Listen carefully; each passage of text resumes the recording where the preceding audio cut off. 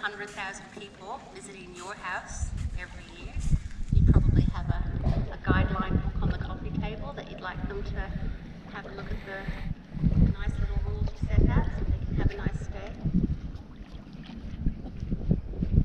She's going to be 33 in December. She's done really well as a mum. She's only lost 2 of her Dolphin babies to the sharks. So she's got oh, look at the little tiny long tongue. Again, so much wildlife. While you're here for the day, I'd highly recommend hanging out on the jetty. Is it nice from up there? It's just such a lovely vantage point, especially once the sun comes up to 12. Everything. Yesterday we were seeing sea snakes, there was little sharks, lots of jumping eagle rays, other rays, jumble nose rays, obviously lots of dolphins. In winter, the water here gets quite cold because we don't have the Lewin current that comes down the coast on the other side of Shark Bay. This is the Gulf. So in summer the water gets nice and warm, and it is peak. Oh, look at all that there. It is peak breeding season, so we have a lot of baby dolphins born during the summer months. That does coincide with peak tiger shark, but they keep everything in check. So the sharks are really important. They always say if you are swimming somewhere and you don't see any sharks, just be afraid, because they do keep the ecosystem in check. But unfortunately, you do lose. You see Piccolo from this angle? See how she's got a crook in her head? So we can tell it's Piccolo from the front. Most of our dolphins can't. Funnily enough, her grandmother, who lived here many years ago, was called Crooked Fin.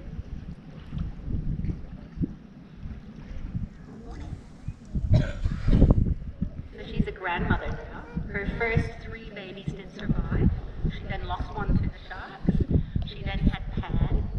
All of them do have shark bite scars. Little Pan is 6 and she's only got half of a tail, but she has enough left, so we call her little cookie tail. Hi Obo! And Obo has fresh bite marks from only about 3 weeks ago, both him and little Wiki, who just turned 1, but you can see they're healing really well. But they will be left with these gnarly scars, and that is a great way for us to identify them. So there's a big fishing hole out there, and you can see they're probably doing some socialising. There's a lot of fishing going on. They'll fish for fish out there, but they will also often fish here on their main highway. And it depends on the tides, the time of year. There's lots of stripy butterfish running at the moment, also mullet. And again, they'll herd these schools right into the shallows, shallower than where you guys are standing, right against the shoreline. And then you'll see them zoom along and use all their different techniques to catch them. Piccolo is probably the most experienced of our regulars, being 32. She's still not as good as what her mum was, because her mum got to 42 before she passed. Hello, are we talking about Noah?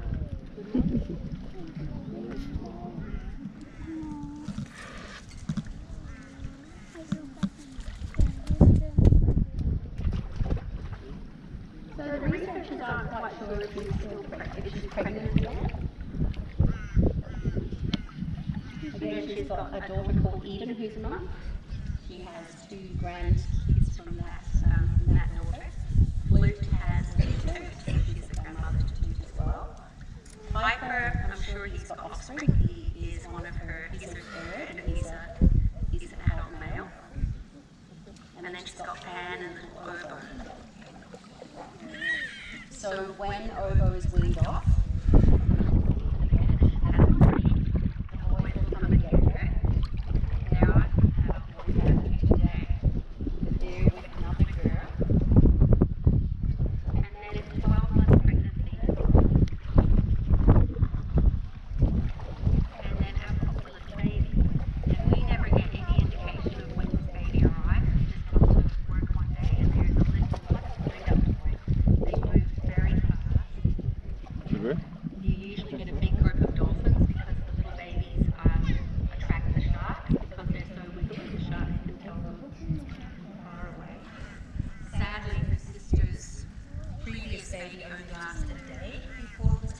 supervised sharks, which is a bit heartbreaking, but again, that's their world.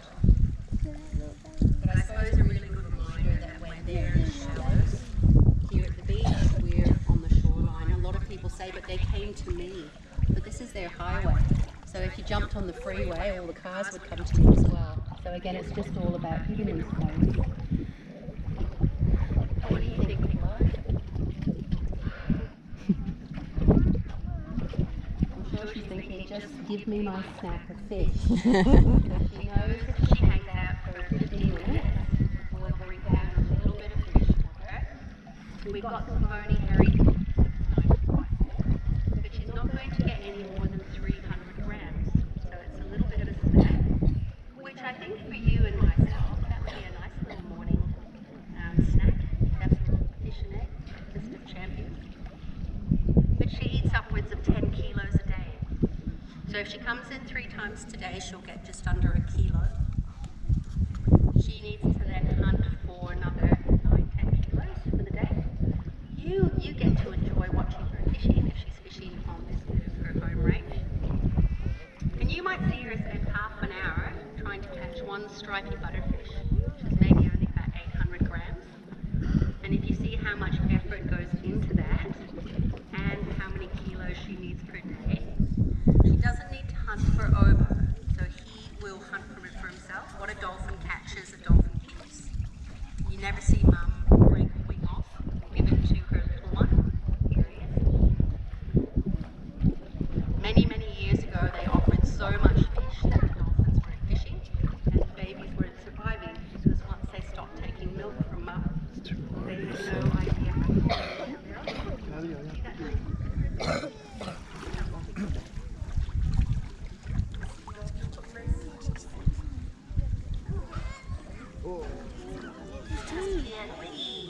We just had his first birthday, which is a milestone for a little baby dolphin in Shark Bay. You can see he also has some red marks on him. But luckily, even though the shark backed a couple of times, and they weren't too deep, can you see those? They're healing really nicely.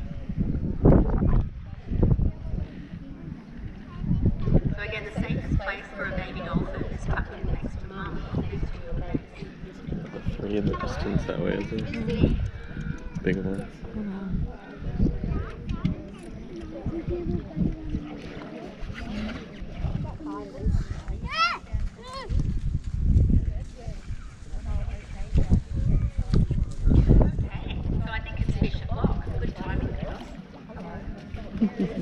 They're all coming out. Right up onto the sand. I've just been told that they're breakfast.